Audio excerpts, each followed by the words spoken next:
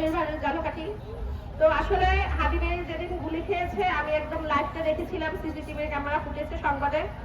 আসলে তারপর থেকে ঘুমাতে পারিনি একটা রাত্রে আমি, কারণ হাদিবের বাচ্চাটাকে যখন আমি দেখেছি, হাদিবের আসলে দেশের বাড়ি থেকে, তখন আমি মানে আমি কান্না করবো না বুক ফাটি চিৎকার মারবো, আমি বুঝতে পারতেছিলাম না। ছোট্ট বাচ্চাটা শুধু সবার দিকে তাকাইতেছিল যে আসলে বাবা হারা একটা বাচ্চার দিকে তাকালে ঠিক মানে কিরকমটা লাগে, এটা আসলে আপনার ওইখানে উপস্থিত তাহলে বুঝতে পারতাম না। আমারও মানে মা মারা গেছে, আমি আসলে ওই জিনিসটা ফিল করতে পারি যে আসলে এতটুকু একটা বয়সে এই বাচ্চাটা বাবা হারা হলো, একজন স্ত্রী তার স্বামী হারা হলো, একজন মা তার সন্তান হারা হলো। আসলে আজকে আমরা ইনসাফের জন্য এসেছি মূলত, আমরা কোনো দলের না, কোনো গোষ্ঠীর না, কোনো স্বার্থের না, ইনসাফের লড়াইয়ের জন্য এসেছি। আসলে হাতি ভাই সবসময় বলতো আমি ইনসাফের জন্য লড়াই করি, আমি কোনো ভারতের দালাল হতে চাই না, বাংলাদেশের দালাল হতে চাই। যদি আমি মারা যাই আমার কোনো বেঁচে থাকার ইচ্ছে নাই। 24-এ যখন এখানে ছাত্র আন্দোলন হয়েছিল তখন আমি আমার বাবাকে বলে আসছিলাম, বাবা তোমার 3টে মেয়ে আছে, একটা মেয়ে যদি মারা যায় মনে করবে আর 2টি আছে, তুমি কোনো কষ্ট পাবে না। আমি যদি মরে যাই তবু আমার দেশ স্বাধীন হবে, তুমি শুধু এই সান্ত্বনাটুকু নিয়ে থাকবা। আজকে আমি ঝালকাঠিতে এসেছি শুধু আপনাদের মাঝে কিছু কথা বলতে। আজকে যারা আমরা এখানে আসি নাই তারা মনে করতেছি যে আসলে ইন্টারিম সবকিছু করবে, সরকার কি করবে। আমি সারা সরকার কি করবে? সরকার কিছু করবে না, স্বরাষ্ট্র প্রতিষ্ঠা শুধু ভ্যাটকাইতে আছেন। বাবা আমি কি করব? আরে বেটা তুই কি করবি? তুই যখন স্বরাষ্ট্র উপদেষ্টা হস না তখন বলছ আমার যদি স্বরাষ্ট্র উপদেষ্টা হয় তাহলে আমি সবকিছু দেখবো তোমাদের, তোমরা আমাকে স্বরাষ্ট্র উপদেষ্টা, ছাত্ররা তোকে স্বরাষ্ট্র উপদেষ্টা বানাইছে, তাহলে এখানে কথা দিচ্ছে ভ্যাকানের জন্য।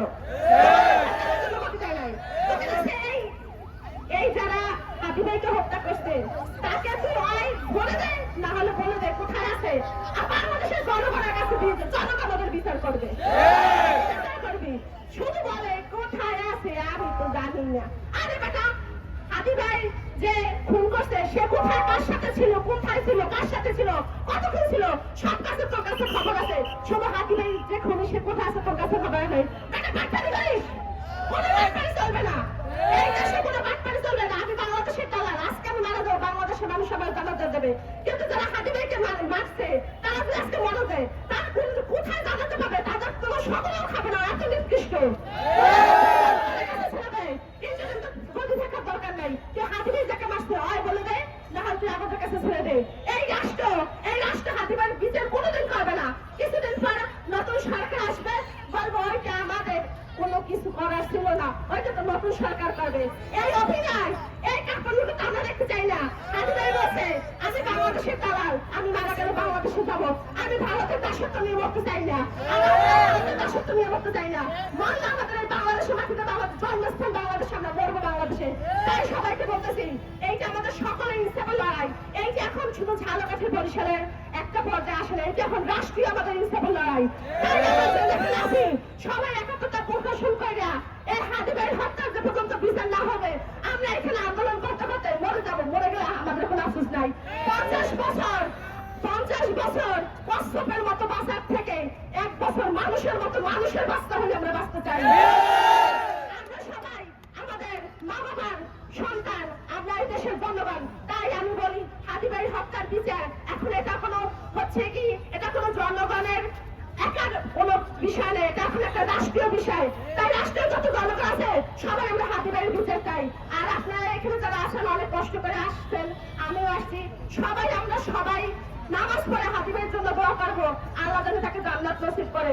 আমি রাতে ঘুমাতে পারি না, আমি যখনই নামাজে যাই তখনই তাহাজ্জুদে যাই, শুধু হাতি ভাইয়ের মুখটা আমার কাছে ভেসে ওঠে। সে আমার রক্তের কিছু না, আমার আপন ভাই না, তার প্রতি আমার এত মায়া কেন জানি না, কারণ সে ইনসাফের কথা বলছে, হকের কথা ছিল, সত্যের কথা বলছে।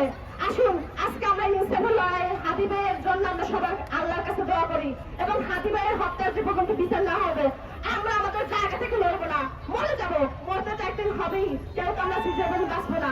কিন্তু আমাদের এই মরার মধ্য দিয়ে যদি আমাদের হাতি ভাইয়ের বিচার হয় খুনিদের, সেটাই আমাদের মনে করবো আমরা আল্লাহর কাছে বলতে পারবো আল্লাহ একজন শাহাদাতের জন্য আমরা হচ্ছে কি লড়াই করছি, আল্লাহর কাজ করা আছে আমরা বলতে পারবো।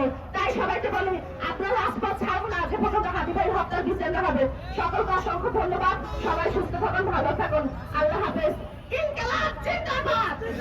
ইনকিলাব জিন্দাবাদ হাদি হাদি হাদি হাদি বাংলাদেশ বাংলাদেশ হাদি হাদি আপনাদের সকলকে অসংখ্য ধন্যবাদ। আসসালামু আলাইকুম।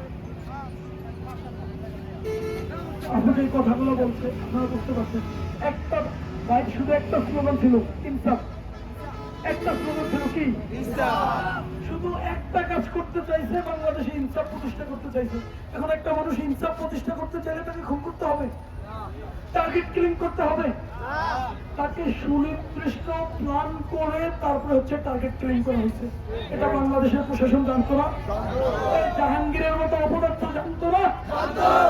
এই অপরাধ বাংলাদেশের গদিতে বসে আইনের পাড়া বজায় দিচ্ছে, লম্পট কোথাকার বদমাশ কোথাকার আইনের পুরো বারোটা বজায় দিচ্ছে, দেশের বারোটা বজায় দিচ্ছে। কোনো খবর নাই, এ ব্যাখ্যায় পর্বতের মতো ব্যাখ্যায় ভাব একটা শুনেন। উনি নিজের ঘর চালাইতে পারে কিনা আমি সন্দেহ পোষণ করতেছি, নিজের ঘর চালাইতে পারে কিনা সন্দেহ করতেছি, রাষ্ট্র চালাইতে ব্যাখ্যা আমার পাগল হচ্ছে মিডিয়ার সামনে এসে ব্যাখ্যা আত্মজ্ঞান কবে হইবে, জ্ঞান বুদ্ধি আর কবে হবে ওনার। স্লোগান একটাই দিতে হবে, হাদি মানে বাংলাদেশ, হাদি মানে ইনসাফ, নাকি হাদি মানে হাদি মানে হাদি মানে হাদি মানে একটা হাদি মানে হাদি মানে হাদি মানে বাংলাদেশ, হাদি মানে বাংলাদেশ, হাদি মানে বাংলাদেশ, হাদি মানে ইনসাফ, হাদি মানে বাংলাদেশ।